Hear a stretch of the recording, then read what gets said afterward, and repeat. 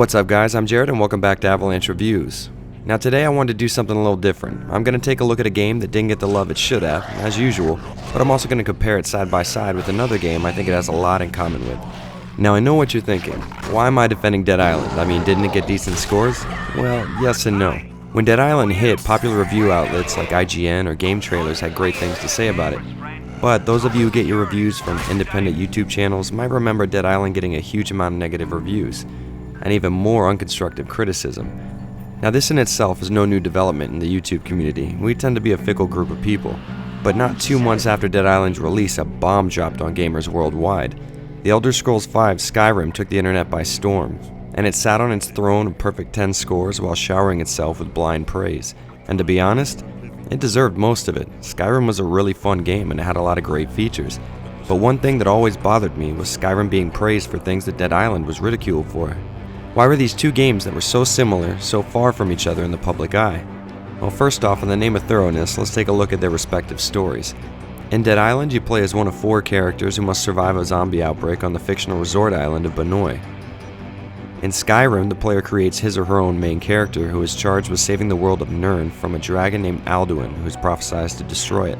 Now I can understand doubting their similarities based solely on the narratives, but when you start to compare their, well, I guess everything else, things become much clearer. So let's start out by listing each game's features and seeing where and how they sync up.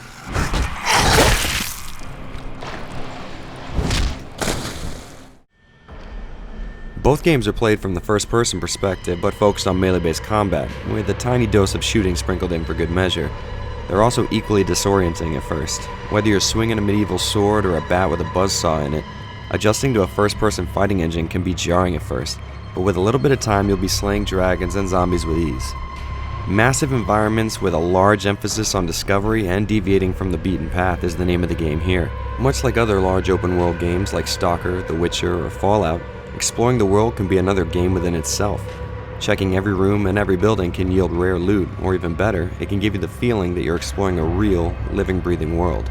Looking for a little thoughtful strategy with your mindless hack and slashing? Well, look no further. Tearing through enemies in each game will net you experience points. You can then spend to improve your character so they will be better equipped to grind even more EXP.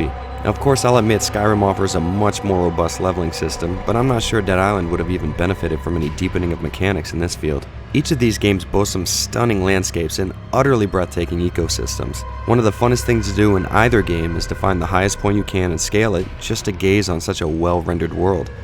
As these things often go, there is a catch though.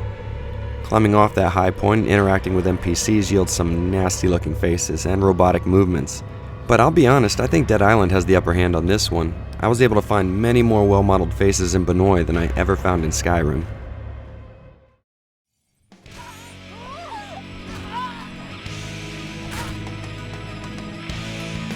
Of course, these aren't all the similarities that exist between the games, but they are the most glaringly obvious.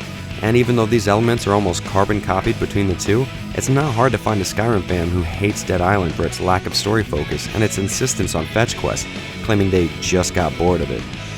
Now of course all the while praising Skyrim for that same focus on side quests and the game's mammoth length. Am I missing something here? Why is one game loved and the other almost forgotten? Well, there can be a million answers to this question, but I think I can narrow it down to 2 big contenders, and the first of which being fanboys. For those of you blissfully unaware, fanboys are a plague that has infected the video games industry. Fanboys will sell their firstborn son for a sequel to their favorite series and violently defend said series regardless of how terrible it may have become. If you're interested in hearing some other downsides of rampant fanboyism, click this link here to check out my rant against these vile creatures. To make a long story short, the Elder Scrolls series has been responsible for some amazing RPGs since the early days of PC gaming, so they've amassed an army of fans, and unfortunately, an even greater army of fanboys. Elder Scrolls fanboys will defend every flaw in Skyrim with no regard for common sense. Of course, these flaws in a video game like Dead Island are unforgivable. And the second issue is the video game hype machine. Skyrim had commercials running on TV non-stop, and even before the trailers at movie theaters. Dead Island, however, relied on a single trailer rendered out of engine and played in reverse. And while this was a cool trailer, they just couldn't compete with Bethesda's marketing budget. I think this situation made fans biased before anyone had even played either game, and I think these issues might have led to Dead Island being held to higher standards than Skyrim. Just so you know, I'm not advocating one game over the other. I mean, I enjoyed both of them. My goal here is to give you something to think about, and maybe even win over some of those people who may not have played Dead Island based on what they've seen on YouTube. Well, that's going to be about it for the first part of this review, but stay tuned next week for a closer look at Dead Island on my show Trash Classics. Until then, I'd like to know if you guys have anything to say on this matter. I'm really interested in hearing what you think, so leave a comment or drop me a line on Facebook or Twitter, and let me know if there's any similarities I might have missed, or if I'm just stark raving mad. And with that being said, I'm going to go ahead and get out of here. So until next time, I'm Jared. And this has been Avalanche Reviews. Hey guys, thanks for watching, and if you're not a subscriber, make sure to hit that subscribe button if you like what you saw. You can find the second part of the video when it's available here, and if you get into controversial topics like this, check out my top 5 games to cure Zelda addiction right here.